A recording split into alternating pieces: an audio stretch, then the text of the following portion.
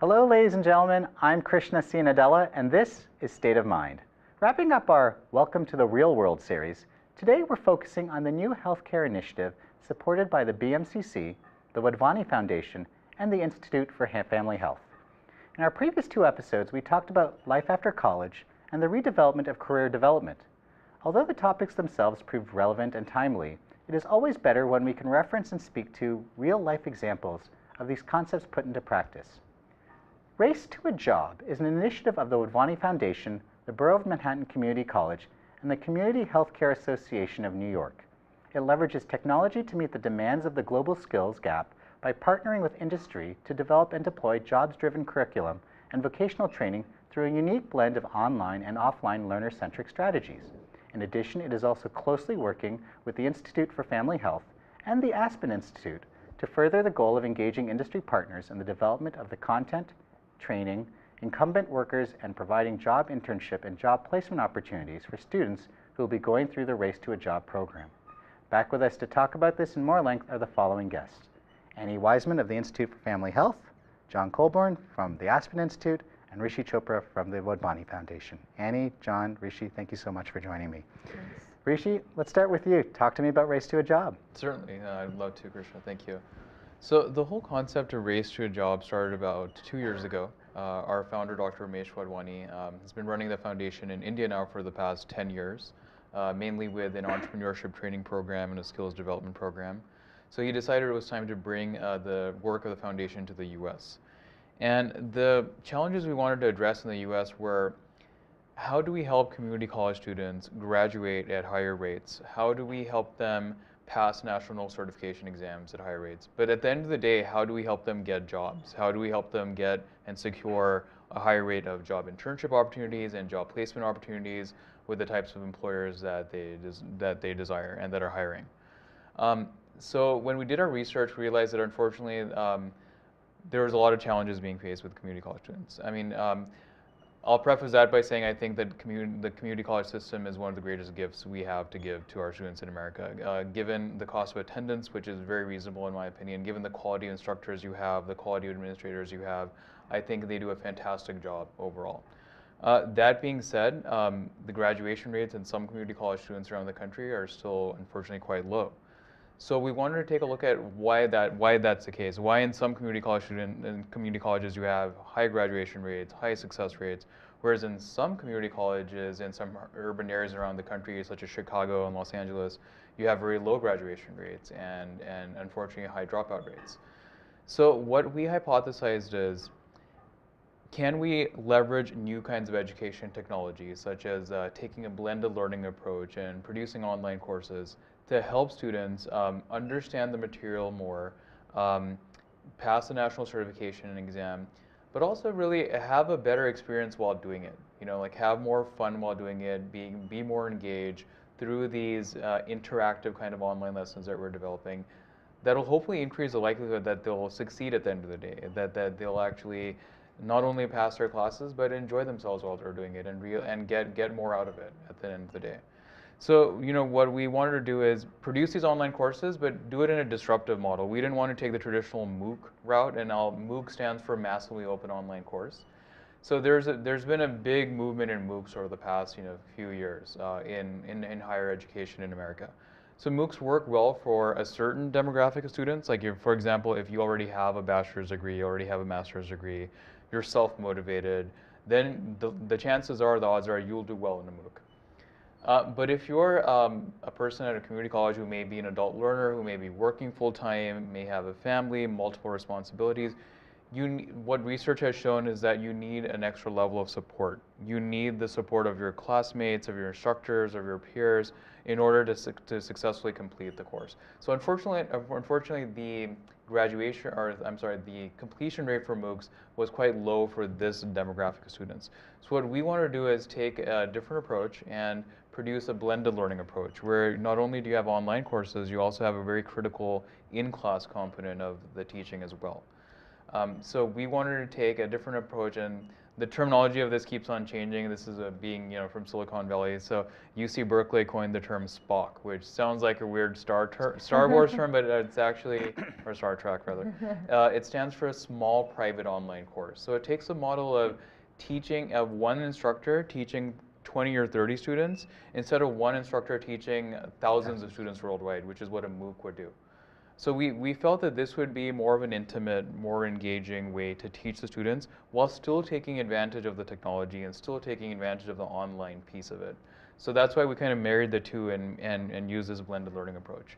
So 2 years ago, we selected two primary partners, obviously the Borough of Manhattan Community College. We've been working closely with Dean Sunil Gupta and his team to produce these hybrid online lessons for the medical assistant program here at BMCC.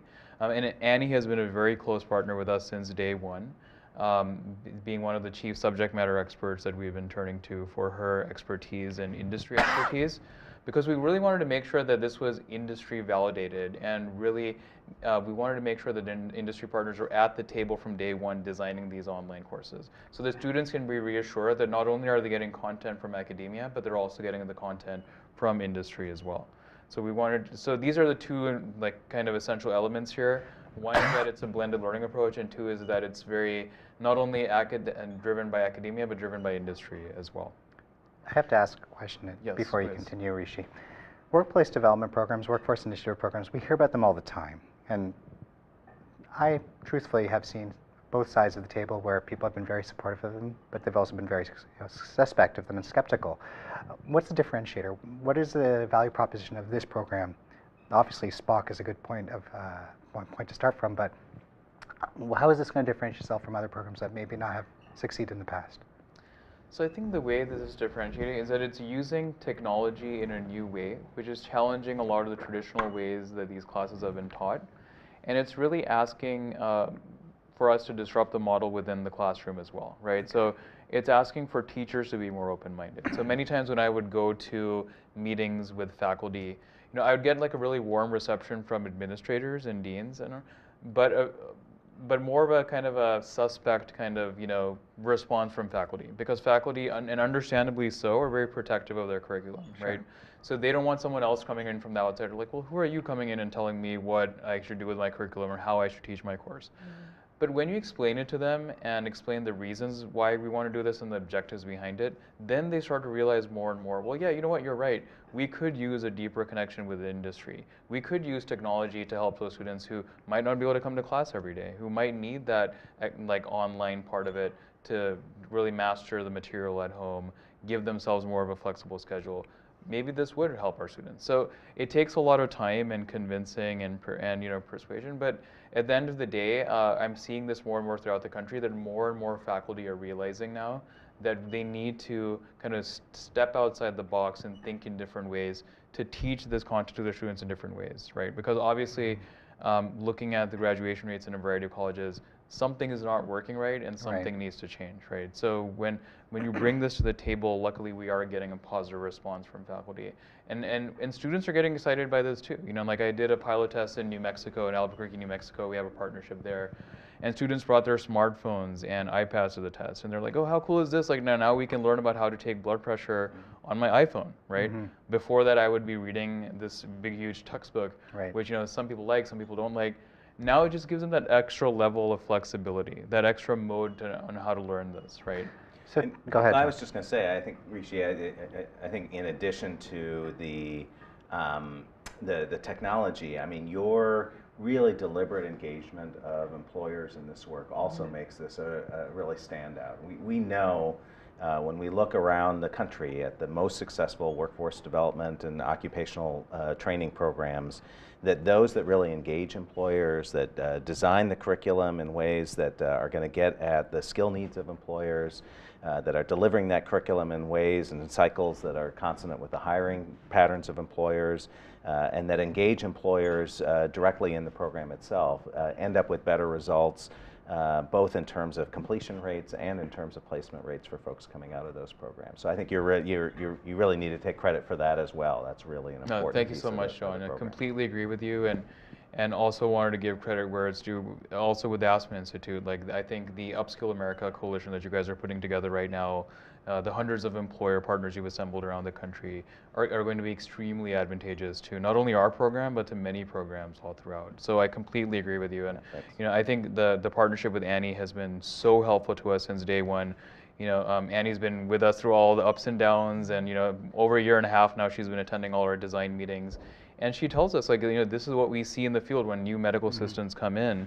We see these are some things that are working, but then these are the deficiencies. And so if these can be addressed early on, it would decrease the amount of onboarding that's required once people come in and all.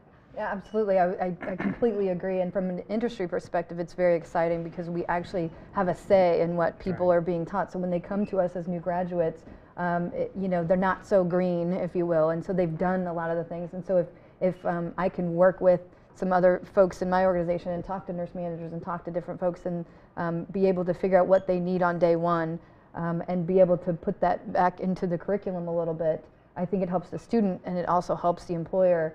We really expect, especially in healthcare, we really expect on day one for people to just sort of, okay, here's your badge, go, start working. So it's very nice for them to have, and even we've aligned basically the curriculum with what is actually going to happen when they're there on that first day. John, a question for you as a member of the Aspen Institute. And what I'm hearing from both Rishi and Annie is the desire for the industry to be more involved with the curriculum. And at the same vein, the faculty may or may not necessarily be conducive to wanting to be collaborative. Is that a problem? Is that something we need to work more on in this country? So I think it's a challenge, certainly. I think number one, not every company has the same kind of leadership that Annie's company has, and that is willing to commit energy and time and to partnering with community colleges and educational institutions to build the pipeline of talent that they need. I think increasingly, especially as the economy is getting a little bit more on its feet and as labor market's starting to tighten a little bit, more and more firms are starting to see the value of doing this. But I think there's a challenge still to get firms to step up, and part of our work under the Upskill Initiative is actually to tell the story of the firms that are doing that, why they're doing it, why that's valuable to them, and why others should be following their example. I think the other challenge is at the community college itself, is how do you successfully engage an employer? What does that look like? How do you make those meetings productive enough that people like Annie show up for a year and a half at those meetings, as opposed to come to the first meeting and then sort of decide it's not for you. And so part of what we're doing at the Aspen Institute is really sort of plumb both sides of that equation. How do we get community colleges and educational institutions, workforce development organizations better at this partnership building activity? And then how do we be sure that there is more of an appetite, more of a demand for this kind of engagement in the corporate sector? And engagements like this, correct me if I'm wrong, they're not just for the good times. They actually act as a hedge during the bad times, such as 2008. Is that a fair statement, Rishi? I would say yes, very much so. I mean, I think one thing is that it teaches the students and the colleges what employers are going through, right? So it gives them the employer's perspective. So many times, we hear from academic partners like, we try our best, but we just don't know why they don't connect with us or work with us as much. But then you have to realize employers have a million other things to worry about, right? I mean, they have to worry about their bottom line, they have to worry about their staff, they have to worry about so many other things, right? So I think the more closely they work together, the more students also realize what it takes to, run a hospital or a company, what it takes to be an employee at a hospital or a company. So I think, like, looking at 2008 or other economic recessions, if we have more of these real-world internship kind of opportunities, if we have more employers engage with the students and with the administrators, I think it makes the students and the colleges more sympathetic to the challenges that employers face during these times as well, which some of the students or some of the colleges obviously face to a certain level themselves, but maybe not in the same way that employers face. So going back to Race to a Job and its development, talk to me about the partnerships that you had to form and the challenges that may have come from them. Sure, certainly. So as I had mentioned, we've been working closely with BMCC and the Institute for Family Health on our medical assistant program. We also have another sector that we're working on, which is cybersecurity. So we have selected Anne Arundel Community College in Maryland to work on our cybersecurity program. So essentially we're doing the same thing there. We're developing these blended learning lessons for cybersecurity students at Anne Arundel Community College. The reason why we selected them is because they're part of the National STEM Consortium. They received funding from the federal government to develop this new curriculum for entry-level cybersecurity jobs. And just to establish, STEM stands for science, technology, engineering, and mathematics. That's right, exactly. So this is a new challenge and an opportunity because cybersecurity is very different than healthcare. Partly because the hiring needs in cybersecurity have changed drastically just over the past year or two. In the past, when you thought of a cybersecurity job, you might think of companies like Symantec or FireEye or Norton or but now, and John can speak to this much more than I can, there's so many companies out there that are realizing that we need to hire more and more people internally on our staff to take care of our internal cybersecurity needs. Really? Whether that is a retailer like Walmart or Target, whether that's a financial institution like Wells Fargo or Bank of America, whether that's really anybody at the end of the day. And now we're seeing, you hear in the news every day, there is a new cybersecurity attack, a new hacking attack, whether it's government, whether it's private industry. Right. So now the new challenge and opportunity is that we need to work with employers, and I think the Aspen Institute is doing a wonderful job of this, to help them realize what can be done to satisfy this new need and how they can work with community colleges who can produce these kind of candidates for them. So they don't need to go to a 4-year institution or get a PhD or a master's degree to take care of some of these needs that are rising in employers now. So that's so not to digress, but that's our second major program. So going back to the challenge question, I think a lot of it goes back to kind of disrupting like what's been done. And like in many academic institutions, they're like, well, why are you coming in and trying to fix something that's not broken, right? And so that can be looked at in many different ways. Like I guess it depends on what's considered not broken. Right, not exactly. broken. Exactly. And so that's where you have to come in as an outsider and say, well, as a neutral third party, we want to tell you that some things are working well, but some things you might want to think about. You might want to think about it. And that's healthy for any organization, right? Even the most successful community colleges have things that are not working well. So I think a big part of this program has been going in and talking to, like I was saying, the administrators, the presidents of colleges, the deans of colleges, which have been extremely supportive and helpful, but then also going and talking to their faculty, right? And convincing them that you've been doing a wonderful job for the past 20 years teaching the curriculum you have. There's been a lot of benefits out of it, but it might be time to tweak it a little bit. It might be time to change it a little bit, to try something new, to get those, especially those students who are at risk of failing or risk of dropping out. How do you help those students through tweaking something or changing something through maybe this new technology, through more industry partnerships? So some colleges have been very supportive of that and have been very open-minded. And I have to say, fortunately, the majority of colleges have been very supportive and open-minded. I have to say the ones who have just point-blank told us no have been in the minority. And I can understand for a variety of reasons why they might do that. Some people, first of all, our foundation is a bit different than their typical foundation model in the US, right? Because most foundations just give out grants, but they don't do the on-the-ground work and actually have program coordinators such as myself like working so closely with the colleges. So many of them will wonder, well, why are you here in all the meetings? We just want to check from you, and then we'll give you a report like 6 months later or a year later. I'm like, no, I'm sorry, you're gonna have to hear from me on a monthly basis. I'm gonna be calling. So we're an operating foundation, which makes us different than the typical grant-making foundation. I see. So that's another disruptive model. It really forces the accountability when a check is written. That there has to be an output to show for it. Yes, absolutely. So on that note, Annie, from the industry's perspective, especially as a partner and from day one, how have your thoughts been in terms of this experience? Seeing Race to a Job come to fruition. It's been great for us, and it really aligns with our mission to partner and serve the community. And so I think that's part of why our organization has been really supportive of the effort and been willing to partner so closely.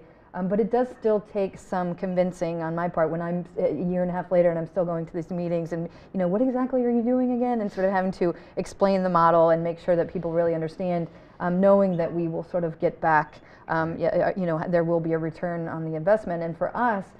Part of what I do is to make sure our employees are not only trained when they're coming in, but are retrained as they stay there. We have some folks, who graduated from nursing school 20, 25 years ago, and so you're constantly training and retraining. And so for us, we really will get the benefit of these sort of new modules to use individually or in sort of bigger chunks to retrain our own staff. And so maybe you're specifically sort of a little bit rusty in one area, or you haven't been doing something for a long time, so you need to go back and look at how to do EKGs or something, for example. So for us, it's, we're really seeing the benefit in being able to add in what we know folks need coming in, but then also use those things to retrain.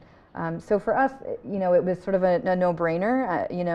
I know that that's not the case for every employer, but I think it is about understanding that your organization doesn't just stand alone within the community. And so the more that you can partner with other organizations and other foundations for everyone to have a good end result is important. John, they always say that the difference between what you learn in the school grounds and then in the real world is the real world itself. Yeah. The practicality of the academic world versus the grittiness of the real world that we see with this initiative like this. What potential disruption do you see if this was to be replicated across the country? Yeah, I mean, I think it poses a lot of challenge to the traditional academic model. I think in part, part of what is really powerful about what the Wadhwani Foundation is doing is, a real sort of wholesale updating and making current set of curricula.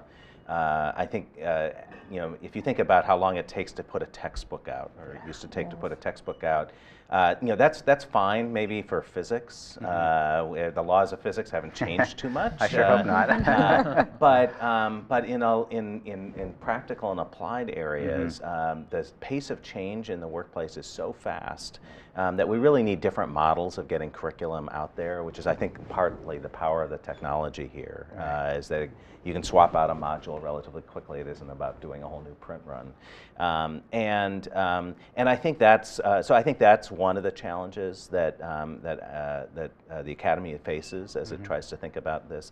And I think there's another challenge, which is creating a different value proposition for the faculty member. I think faculty for a long time really valued sort of independence above everything. That I am the king of my domain, the classroom, and I can sort of decide what happens there. And not to take away completely from that, but I think there are other values that faculty can get or can have attended to through these kinds of arrangements.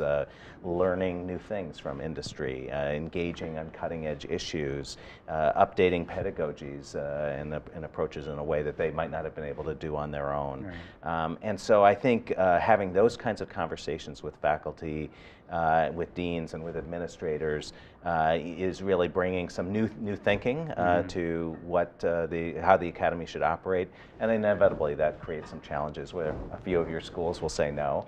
But I think more and more, particularly as these programs are starting to show better completion rates and higher wages for the graduates of these programs, the institutions are definitely coming around. If nothing else, it's at least putting the academic world in a very polite way on notice that the world's changing and we're asking you to change with it. And I think the good schools evolve, and change is the only constant in life. So let's talk about next steps, Rishi. What's, from an implementation standpoint, what are the measures of success you're going to be looking for in the future for this program? Sure. So we're about to launch our broad fall pilot starting this September. Not only with BMCC and ACC, but with a variety of other colleges around the country. So we also have some new partnerships in Texas, New Mexico, and in California, and some additional partnerships here in New York City as well. So we're going to be basically testing this out in the classroom starting this fall for the next 1 year. We'll have like an experimental group and a control group just to compare how this approach results in different results from the traditional approach, which will be the control classroom. So we're going to conduct this test in the next 1 year, collect a bunch of data, see how students respond, see how students score on assessments, see how this affects their completion rates, ultimately their national certification passage rates, and then ultimately after that, their job internship and job placement rates, right? So we're going to have these 4 or 5 different measures of success, which will then allow us to determine what the path forward from that will be. So if indeed we do get some successful results from these measures I just mentioned, then we'll definitely be scaling this to other colleges around the country, other communities around the country as well. And we're getting a lot of interest from government partners for this program as well. Like, so for example, there's this new program called the Tech Hire Program that the White House recently announced. So President Obama has been a big advocate of this. It's how do you increase training for cybersecurity jobs and for coding jobs around the country?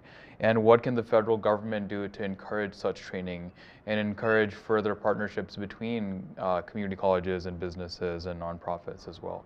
So they are well aware of our program and also have offered their support in helping scaling this. So now we have a lot of great potential, opportunities for new partnerships on the government level, on the industry level, on the student level. The next step for us is to, we've spent the last year and a half developing the lessons. Now the next step is testing them. Right. And then the next step after that will be implementing them in classrooms across the country is what the hope is after that. Excellent. And Annie, for you professionally, but also on behalf of the Institute for Family Health, are the measures of success in line with what Rishi has described, or are there additional ones that you're looking for specifically for your company?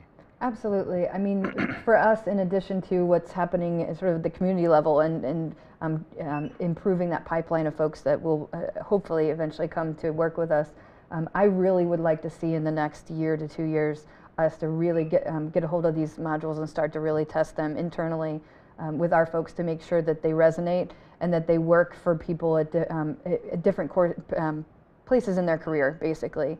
And I think, it's exciting to start to see them come to life, and so I think it'll be really exciting to see, start to actually see people in front of the screen interacting with these and then sort of reporting back. So, but it definitely aligns with the mission of our organization, and we're looking forward to seeing where it ends up and continuing to partner. Excellent. So for those of our audience who aren't too familiar with the Institute for Family Health, take a second or two or a minute and talk to us about the purpose, the mandate, and what you guys have already done and what you're looking to do in the future. Sure. So the Institute for Family Health is the network of federally qualified health centers, and so those are health centers that are largely supported by the federal government to help as sort of a safety net to care for patients that are underinsured or uninsured. So as you can imagine, there's been a lot of changes because of the Affordable Care Act in recent years. But we provide primary care, dental health services, mental health services across, I think we have 27 sites now, full-time sites, and some school-based health centers providing care across Manhattan and the Bronx, and then a couple of different counties upstate. And so, within that, we are constantly training and retraining folks at all levels of healthcare and in social, social workers, psychologists, psychiatrists, doctors, nurses. But we really also have a mission to teach and to train, and that's really where our partnership comes in. We have a couple of residency programs where we're trying to sort of increase and improve the number of people going into primary care specifically because the need is so great and it's continuing to grow as the population ages. We're constantly changing, ever changing rapidly. And so there are a lot of new models and new incentive models. So being sort of incentivized to care for people on a qualitative level more so than the quantity of care. So it's an exciting time. Absolutely. Well, I can assure you that I definitely want all three of you back here in 1 year's time so we can see how Race to a Job has actually been implemented. Absolutely. Annie, John, Rishi, thank you so much for the time today. Thank you. Thank you. Pleasure.